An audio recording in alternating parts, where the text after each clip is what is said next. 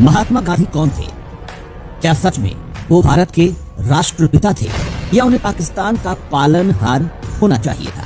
क्या जो गांधी जिंदगी भर हिंदुओं को मुसलमानों से पिटवाते रहे, हिंदुओं को कायर और कमजोर बनाते रहे और मुसलमानों को उनके आतंकवाद के लिए बढ़ावा देते रहे, आखिर वो हिंदुओं के लिए पूजनीय कैसे? क्यों उन्हें भारत का बापू कहा जाता है? असल में तो वो पाकिस्तान के अब्बू होने चाहिए थे। ये सुनकर यकीनन लाखों दर्शकों के खून में उबाल आ जाएगा, लेकिन आपसे एक रिक्वेस्ट है कि चंद मिनटों की ये वीडियो देखने के बाद खुद तय कीजिएगा कि क्या सच में महात्मा गांधी उस सम्मान के लिए रत्ती भर भी काबिल थे जो उन्हें भारत के लोगों ने दिया। चलिए कुछ पॉइंट्स से समझते हैं, तो वीडियो को अंत तक जरूर देखिए। 29 मई 1924 यंग इंडिया की एक पत्रिका में गांधी जी का कहना था कि उन्हें मदन मोहन मालवीय, लाला लाजपत राय और स्वामी श्रद्धानंद पर रत्ती भर विश्वास नहीं है, क्योंकि वो मुसलमानों के दोस्त नहीं हैं। वहीं उसी पत्रिका में ये भी लिखा था कि उन्होंने महर्षि दयानंद की लिखी सत्यार्थ प्रकाश से ज्यादा निराशाजनक पुस्तक आज तक नहीं पढ़ी। वहीं सत्यार्थ प्रकाश के बारे में वीर सावरकर का कहना था कि ये ग्रंथ हिंदुओं की ठंडी रगों में गर्म खून का संचार करने वाला है। उसी सत्यार्थ प्रकाश को पढ़कर राम प्रसाद बिस्मिल जैसे हजारों नौजवान स्वतंत्रता सेनानी बने। 26 दिसंबर 1926 को कांग्रेस की मीटिंग में गांधी ने श्रद्धानंद जी को मारने वाले अब्दुल रशीद को अपना भाई बताया और 30 दिसंबर 1926 को अब्दुल रशीद की वकालत के लिए खुदा दिया। 6 अप्रैल 1947 को गांधी ने अपने भाषण के दौरान मुसलमानों के हाथों हुई हिंदुओं की हत्या को हिंदुओं की कुर्बानी बताया। 24 जुलाई 1947 की प्रार्थना सभा में उन्होंने स्पष्ट रूप से कहा कि देवनागरी लिपि कभी भी भारत की राष्ट्रभाषा नहीं बन सकती। 23 सितंबर 1947 को महात्मा गांधी ने पाकिस्तान में बचे हुए हिंदुओं के भारत लौटने पर बयान दिया कि उन्हें पाकिस्तान में रहकर मर जाना चाहिए था, न कि हिंदुस्तान में वापस लौटकर आना चाहिए।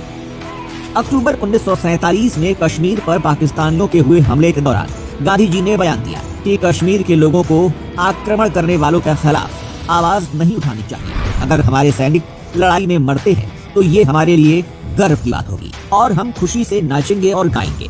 अगस्त 1921 में बारबर मोपलो के मुसलमानों ने जब हजारों हिंदुओं को मारा, महिलाओं के तिरस्कार किए, हिंदू परिवारों को जिंदा जलाया और जबरदस्ती उनका धर्मांतरण कराकर मुसलमान बनाया गया और सैकड़ों हिंदू औरतों ने उनके कार से बचने के लिए कुएं में कूदकर जान दे दी। तब गांधी और उनके चेलों ने इस कांड को जनता से छुपाने की भरसक कोशिश भी की और मुसलमान को खुदा का बंदा कहा और कहा कि वो अपने मजहब के लिए ही अत्याचार कर रहे थे।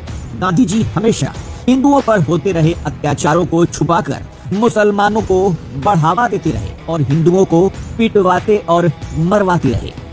19वीं सदी में जब मुसलमानों ने श्री कृष्णा और महर्षि दयानंद को नीचा दिखाने के लिए कृष्णा तेरी गीता जलानी पड़ेगी और 19वीं सदी का महर्षि नाम की किताब प्रकाशित की, तो इस पर गांधी जी मौन रहे। लेकिन इसके प्रत्युत्तर में जब महाशय राज्यपाल ने रंगीला रसूल प्रकाशित कर हजरत मोहम्मद के बारे में कुछ लिखा, तो इस पर गांधी ने इसे आग भड़काने वाली किताब कहा और मुसलमानों को भड़काने के लिए कई टिप्पणियां लिखी। इसके परिणाम में 6 अप्रैल 1929 को महाशय राज्यपाल का कत्ल कर दिया गया। लेकिन इस पर भी गांधी के कलेजे को ठंडक नहीं मिली और 18 अप्रैल 1929 को राज्यपाल की मौत के बाद जब उन्हें धर्मवीर और हुतात्मा की कीर्ति मिली, तो इनकी पदवी का बहिष्कार करते हुए गांधी ने कहा कि राज्यपाल को वो कीर्ति मिली जिसके वो योग्य नहीं थे, उनकी हत्या हुई थी, न कि वो शहीद हुए। 16 अगस्त 1946 को बनी मुस्लिम लीग के तहत जब हिंदुओं पर मुसलमान अत्याचार करते थे, उन्हें मारते पीटते थे, तब गांधी ने 10,000 से ज्यादा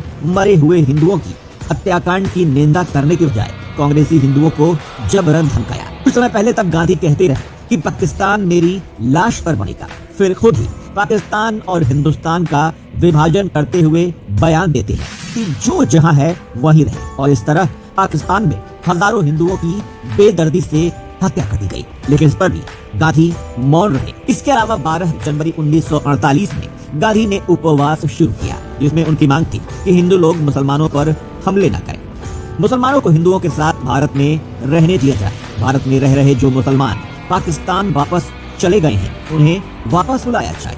जो हिंदू पाकिस्तान से भारत आकर मुसलमानों के घरों में रह रहे हैं उन्हें घर से निकाल दिया जाए। मुसलमानों की मस्जिदों की दोबारा से मरम्मत कराई जाए और विभाजन के दंगों के दौरान मुसलमानों को जो हानि हुई है उसका मुआवजा मिले और पाकिस्तान को 55 करोड़ रुपए अपने देश के लिए दिए जाएं। और इस अनशन के बाद पाकिस्तान से लौट कर आए हिंदुओं ने जिन मुसलमान की खाली की गई मस्जिद में शरण ली थी, उन्हें 1948 की जनवरी की कड़कड़ाती ठंड में घसीटकर मस्जिदों से बाहर निकाल दिया गया।